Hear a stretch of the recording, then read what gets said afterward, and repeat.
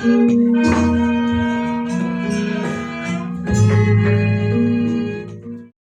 memang dalam kehidupan sehari-hari sangat banyak terlibat oleh perasaan-perasaan kita. Perasaan kita yang tadi disampaikan yang tidak senang ya. Jadi mungkin karena tekanan kerjaan, mungkin karena putus cinta dan lain sebagainya, karena beban kuliah, tetapi juga bisa perasaan yang menyenangkan. Karena memang perasaan ini kan timbul tenggelam ya. Jadi misalnya perasaan menyenangkan karena ketemu pacar. Justru dengan kita mengadakan pertemuan seperti ini, ya, kemudian ini siang ini kita bakal ketemu dengan pacar. Kita bersama-sama menghadiri acara puja bakti kita bersama. Nah, itu juga rasa senang, perasaan yang bahagia. Kemudian kalau kuliah, kemudian mendapatkan nilai yang bagus, ujiannya misalnya, ya waktu sebelum ujian memang kita tertekan dengan perasaan yang tidak nyaman. Tapi begitu ujian hasilnya keluar, kok menyenangkan juga ya. Kenapa? Karena hasilnya bagus. Kemudian juga dulunya belum punya pacar, stres. Tapi begitu sudah punya, ya happy-happy. Jadi ada perasaan tidak suka, tapi juga ada perasaan suka. Nah, di dalam Dhamma, bukan hanya dua perasaan. Ada juga perasaan yang B saja. B saja alias biasa-biasa, netral. Bagaimana kuliah hari ini? B saja, biasa-biasa. Bagaimana pekerjaanmu? B saja. Lo kan bosmu galak banget. B saja. Waduh, gimana nih perasaan? Kamu dulu kan kepengen punya pacar. Sudah sekian lama nggak punya pacar, gimana perasaannya? B saja. Ya sama-sama lah, biasa. Begitu putus udah pacar. Wah, biasanya orang putus pacar kan sedih banget. Kamu kok B saja? Ya mau apa lagi? Dulu nggak punya pacar saya ya B saja. Terus punya pacar 3 bulan. Ya senang. Tapi habis itu nggak punya pacar. Karena sudah pisah. Ya kan kembali ke awal toh. Dulu dari kecil saya nggak punya pacar sampai umur 20 ya biasa saja, biasa-biasa, nggak ada problem. Sekarang kemudian saya punya pacar 3 bulan, lalu pisah, kenapa saya harus sedih? Kan hanya balik ke titik awal, ya mulai lagi kan, untuk cari pacar yang baru, ya biasa saja lah. Nah, jadi perasaannya ada 3, ada senang, ada tidak senang, ada yang netral, bisa saja. Nah, saudara-saudara, sekarang dari mana perasaan itu muncul? Perasaan itu kalau di dalam Dhamma munculnya adalah dari indria kita. Jadi kita mengenal ada 5 indria yang biasa kita ketahui waktu kita sekolah dulu. Atau mungkin hari ini Anda kuliah juga mungkin masih ada yang membahas hal itu. Maka kalau di Indonesia biasanya namanya panca indria. Ya, nah 5 indria kita. Ada penglihatan, pendengaran, penciuman, kemudian perasaan dengan lidah, kemudian juga dengan kulit. Ya, Mama kok pas nomor ada 5. Tetapi kalau di dalam Dhamma, kita bukan hanya 5 ini, masih ada 1 lagi yang disebut dengan pikiran. Nah, jadi kalau tadi problem perasaan-perasaan yang muncul tadi ada senang, susah, B, dan lain sebagainya, biasa-biasa saja, netral, itu semuanya hanya dari indria kita atau 6 ini. Jadi misalnya, kita menghadapi ujian, berat sekali. Nah ini, terus kita mikir-mikir, aduh ujiannya kenapa sulit sekali, hasilnya gimana, nanti kalau saya nggak lulus, kan jadi lebih lama lagi masa kuliah saya dan lain sebagainya. Nah, itu produk dari pikiran yang membuat kita stres. Tapi begitu lihat hasilnya dengan mata, atau mendengar kabar teman kita mengatakan, kamu lulus loh, yang dulu kamu stres ternyata nilainya A loh kamu. Begitu mendengar atau melihat, wow, senang banget. Nah, atau B saja. Itu sebetulnya hanya karena indera kita yang dipermainkan. Jadi semua yang masuk dari indera-indera ini diolah oleh pikiran, itu yang menimbulkan perasaan. Nah, jadi sekarang kita sudah tahu nih, perasaan tadi munculnya ada senang, tidak senang, dan B saja, netral atau N, ya. Kemudian sumbernya adalah dari indera kita. Kadang-kadang kita kalau mungkin ada di dalam ruangan, ya, kemudian di kelas ini kalau saya lihat ada kelas, nah kemudian kita merasa kedinginan. Waduh, saya pas bajunya nggak terlalu tebal, sekarang kedinginan. Waduh, rasanya nggak suka.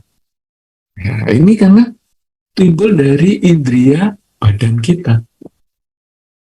Tapi bisa juga dengan dingin itu kita malah happy. Aduh, tadi di luar panas banget, gerah sekali. Sekarang begitu masuk ruangan, enak, sejuk. Menjadi senang dari kulit kita. Atau ya B saja, biasa lah. Di luar ya begitu, di dalam begini ya biasa, B saja. Nah, itu kulit. Belum lagi kalau kita menikmati makanan tertentu, bisa seneng, tidak seneng. Ini kan juga dari lidah, kemudian juga membaui, ya. Nah, teman kita di sebelah kita, kok baunya harum? Wah, senang. Kok baunya kurang harum? Merasa tidak nyaman. Kemudian baunya harum atau tidak harum? Kita B saja. Itu semua adalah permainan pikiran kita yang mengolah data dari indera. Ya, 6 indera ini bermain karena kita misalnya nggak lihat apa-apa, kita nggak dengar apa-apa. Misalnya kalau kita sedang latihan meditasi misalnya, kita nggak mendengar, nggak merasakan, nggak apa-apa, pikiran masih bisa muncul yang aneh-aneh. Aduh, besok mau kemana nih? Waduh, besok sudah hari Senin lagi. Bakal saya banyak beban kerjaan lagi. Muncul pikiran stres, muncul pikiran bahagia, muncul pikiran netral. Padahal kita duduk diam, tapi bisa muncul perasaan-perasaan itu. Nah, ini sumber dari munculnya perasaan tadi, yaitu kontaknya indera dan diolah oleh pikiran. Nah, dari kontak indera dan pengolahan pikiran itu muncullah yang tadi disebut oleh saudara Marco, dan kita juga mengalami semua, yaitu pengalaman perasaan yang tak terhingga. Nah, sekarang kita sebagai umat Buddha, apakah kita mau diombang-ambingkan perasaan seperti itu? Kalau kita mau pagi, aduh aku bawaannya kok emosi banget ya, langsung dar, ngomel-ngomel sama orang-orang. Terus sebentar siang, aduh sudah lega, sudah ngomeli banyak orang, ketawa-ketawa. Kemudian nanti yang diomeli tadi, hai, gimana kamu tadi pengalamannya saya omeli? Apa kita mau seperti itu? Karena orang lain akan melihat, wah, kamu kok mudi banget ya?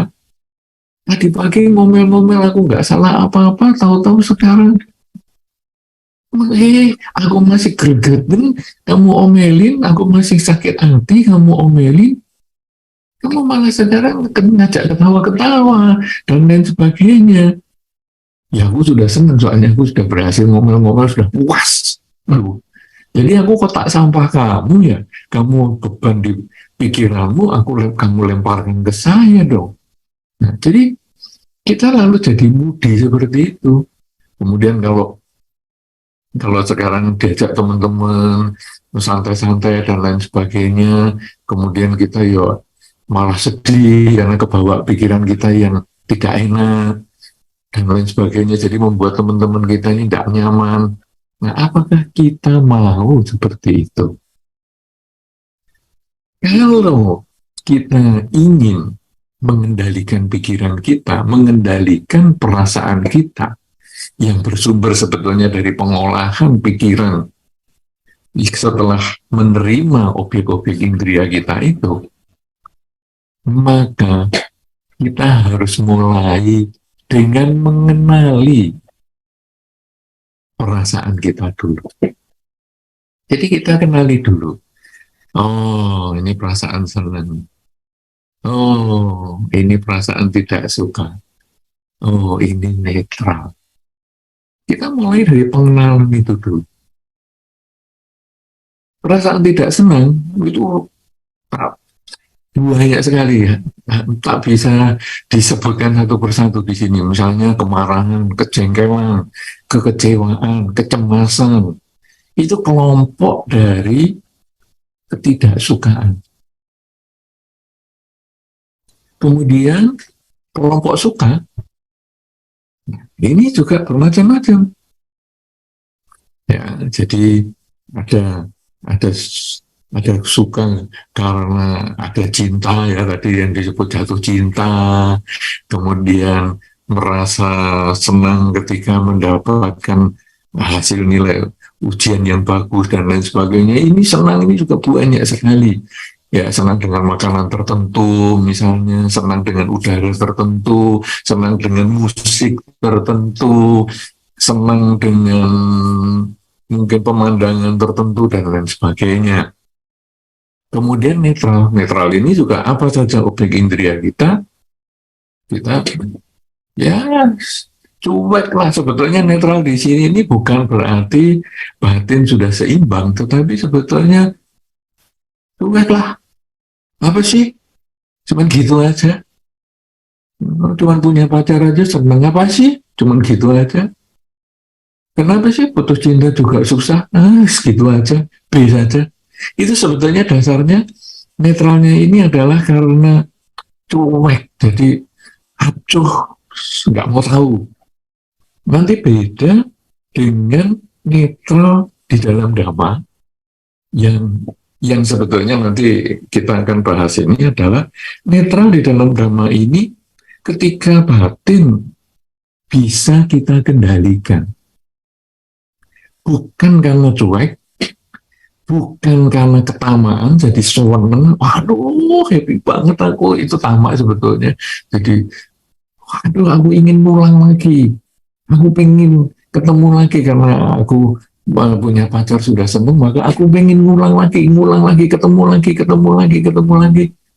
Aku dapat nilai ujian yang bagus, aku pengen dapat lagi, aku punya gaji yang besar, aku pengen lagi, aku punya makanan yang enak, aku pengen lagi. Kesenangan itu di dalam dhamma dinilai berawal dari ketamaan kita. Kemudian kalau tidak senang, itu sebetulnya karena kebencian kita, yaitu keinginan yang tidak tercapai. Aku ingin nilainya bagus, hasilnya kok jelek. Nah, ini keinginan tidak tercapai. Jengkel, stres, cemas. Kemudian, kalau yang B saja itu, apa saja aku nggak mau pusing, nggak. Yang penting hidupku begini. Nah, sekarang di dalam dhamma, tiga perasaan ini sebetulnya menunjukkan bahwa kita belum bisa mengendalikan diri, belum bisa mengendalikan pikiran kita. Kalau kita ingin mengendalikan pikiran kita, maka dimulai dengan mengetahui dulu bahwa saya punya rasa senang, saya punya rasa tidak senang, dan saya punya rasa netral. Kita mulai dari situ dulu. Jadi, ada wah gimana nih nilai ujiannya, ya senang sih. Nah, kita sudah mulai sadar ini ada perasaan senang, Aduh, ujianku kok gagal ya. Aduh, pengen nangis aku. Ini loh, perasaan yang tidak senang. Kita kenali dulu itu. Kemudian, aduh, ujianku gagal. Biarin aja. Oh, yang bayar juga orang tua saya. Nanti lama kuliah ya nggak apa-apa. Biarin aja. Nah, enggak, kamu enggak sedih? Enggak. Kamu ya enggak enggak juga. Atau yang bayar juga orang tua. Nah, ini kita lalu kenali. Ini perasaan biasa saja. Ini sebetulnya berasal dari kecuekan kita, keacuhan kita, ketidakmau-tahuan kita. Kalau sudah demikian, sudah, kita kemudian lalu berusaha selalu sadar setiap saat ini. Begitu muncul, kita sadari. Begitu muncul, kita sadari, kita amati, sambil kita sering bertanya pada diri sendiri, saat ini saya sedang merasakan apa? Karena kita berbicara tentang embracing our feelings, jadi bagaimana kita memahami, merangkul perasaan kita, maka sekarang kita biasa bertanya, saat ini saya merasakan apa ya?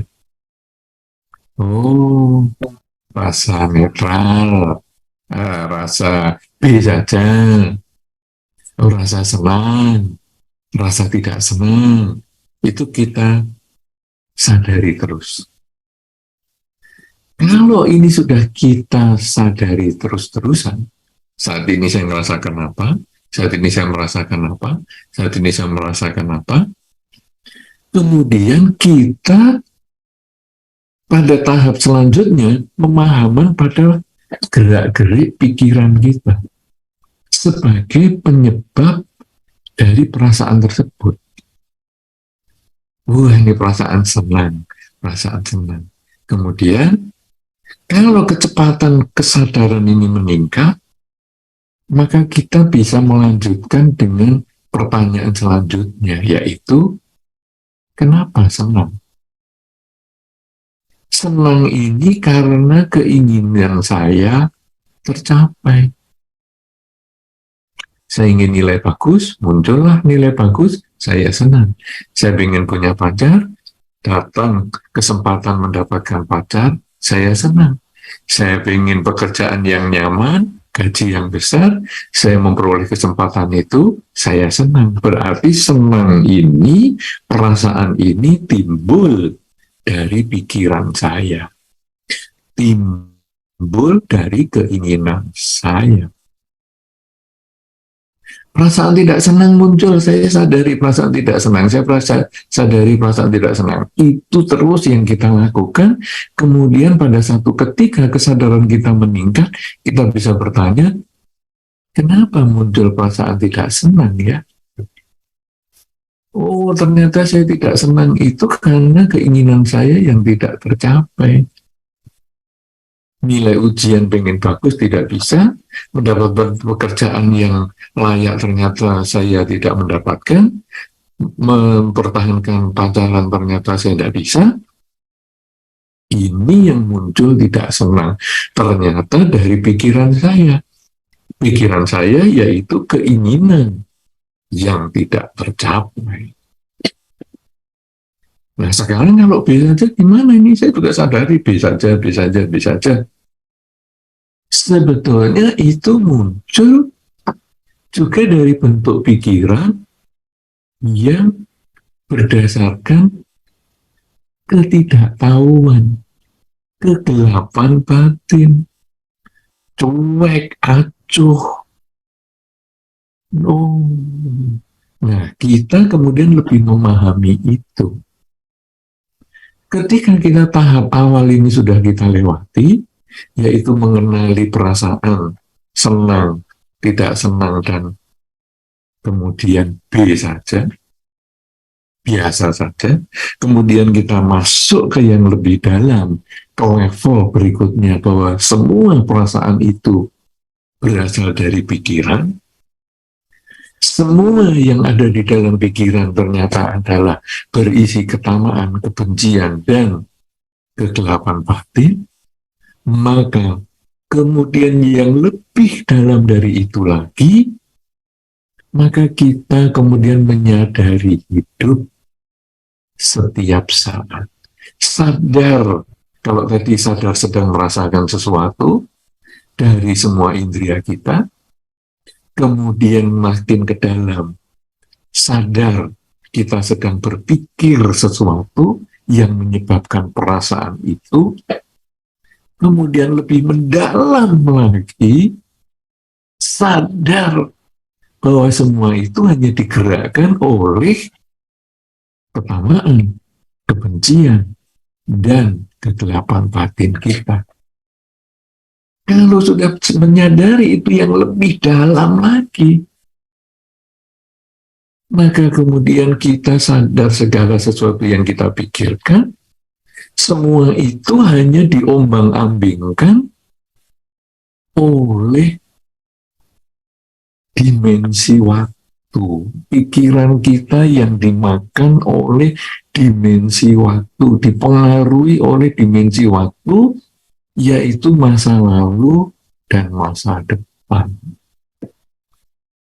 Keinginan yang tidak tercapai di masa lalu, jadi saya dulu punya keinginan, tadi saya punya keinginan, kemarin saya punya keinginan, dulu saya punya keinginan, tidak tercapai di masa sekarang, timbullah perasaan yang tidak nyaman itu. Keinginan-keinginan saya di masa depan, nanti di masa depan saya akan begini, saya akan begitu. Kalau kita kemudian terjebak dengan keinginan itu, maka kadang keinginan yang seolah-olah di masa depan bisa kita rasakan, muncullah kebahagiaan. Tapi sebaliknya kalau kita cemas dengan masa depan, muncullah kegelisahan. Kalau demikian, kita ini hanya diombang-ambingkan dengan masa lalu, masa depan, masa lalu, masa depan. Itu yang menimbulkan pikiran dengan keinginan yang berisi ketamaan, kebencian, dan kegelapan batin. Itu yang mewujudkan perasaan-perasaan yang nyaman, tidak nyaman, dan yang B saja. Nah, sekarang, kalau kita sudah masuk ke level yang lebih dalam lagi tadi, maka kita kemudian bukan hanya menyadari perasaan saya saat ini apa, tapi adalah kita menyadari saat ini saya sedang apa. Saat ini saya sedang melakukan apa, saat ini saya sedang merasakan apa, saat ini saya sedang berbicara apa, dan yang paling penting, saat ini saya sedang berpikir apa. Karena pikiran ini pelopor segalanya. Pikiran ini yang menimbulkan perasaan yang muncul dan tenggelam.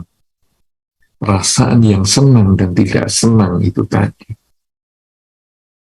Kemudian kita lalu sadar, oh saat ini saya sedang jalan. Timbul rasa nyaman. Lalu disadari, kenapa nyaman? Karena sesuai dengan keinginan saya. Saat ini, keinginan saya yang tadi waktu di rumah tercapai. Saat ini kan saya sedang jalan. Tadi saya pernah mengalami, saya pernah terjadi, saya tadi pernah hidup, tapi sudah tidak hidup. Yang tadi hanya pengalaman, hanya untuk belajar. Tapi yang sekarang inilah kenyataan. Aduh, nanti kalau saya jalan ketemu si A yang saya nggak sukai bagaimana? Itu kan nanti. Itu memang perasaan yang tidak menyenangkan ketemu dengan si A.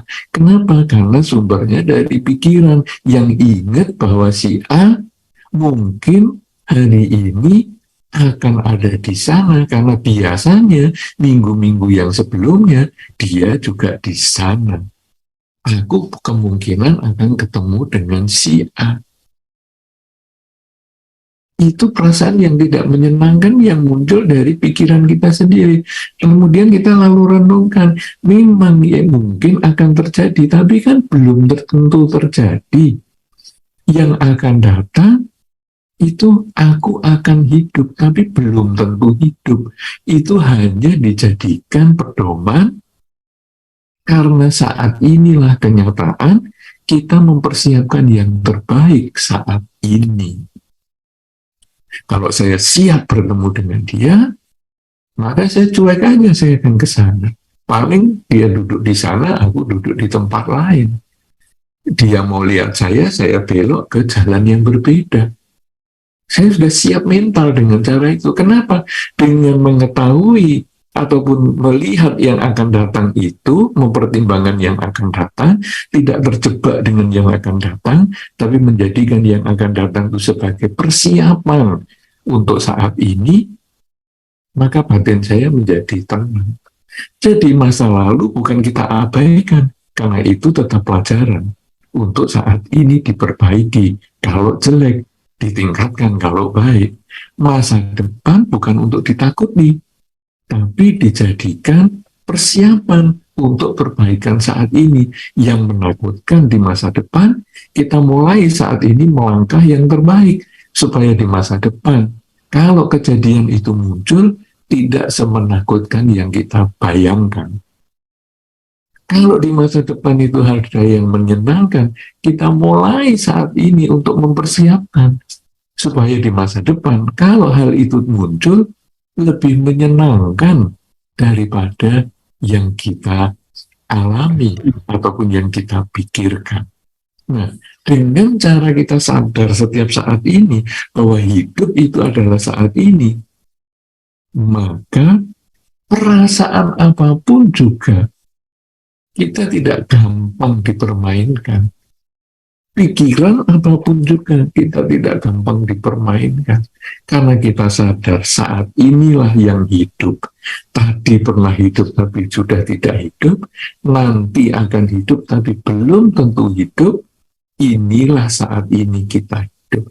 Kita hanya selalu sadar saja setiap saat. Dengan cara begitu, saudara, maka embracing our feelings ini bukan hanya sekedar kita memahami perasaan kita, tapi kemudian kita lebih bisa menerima diri kita ini sebagaimana adanya, bahwa saya punya rasa senang dan tidak senang dan netral, yang semua itu berasal dari pikiran, dan pikiran ini ternyata dipermainkan oleh ketamaan, kebencian, dan kegelapan batin.